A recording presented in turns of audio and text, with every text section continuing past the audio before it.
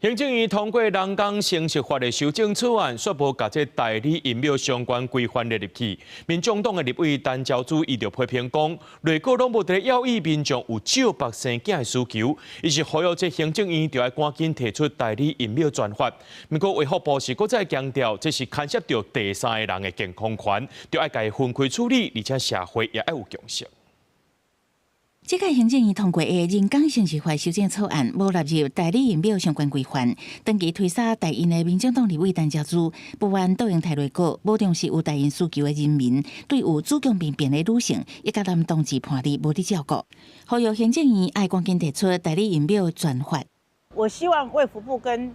行政院能够重新考量，尽快把你们认为的这个脱钩的版本专法提出来。目前代理孕苗伫国际敢若部分国家也是地区合法，像讲美国加州代孕妇女有年龄限制，而且囡仔出世都有美国公民身份，会当委托律师依照代孕协议，替境外委托的父母得到合法监护权，甲囡仔带转去家己国家，全部的费用差不多15万至25万美金。乌克兰的代孕妇女无认定是红婴的妈妈，由境外委托的父母登记做红婴的父母，再搁将囡仔带转去家己国家。那英国是利他的性质，敢来当收必要的开销。代孕妇女是红婴出世的妈妈，6礼拜后才会当透过法院请权令转移予境外委托的父母。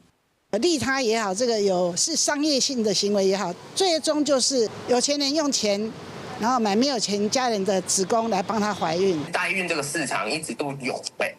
病人也有这个需求啦，因为她子宫是没办法怀孕的话，这是没办法这样。那是病人其实很可怜，他还是会想要有自己小孩啊。卫生部长赵宗良是说明代理孕苗脱钩的理由。代理孕母的部分，好，那因为这个还涉及到第三人的健康权、社会伦理各方面，那么仍然存在有歧见，好，所以在还没有这个很高的这个社会共识之前呢，那么我们在这一次的这个修法里面呢，那么脱钩处理。卫生部是讲，伫社会还未有真大的共识进程，伫这届修法先脱钩处理，后续会就这个议题持续做社会对话，议事共识。公视新闻采访报道。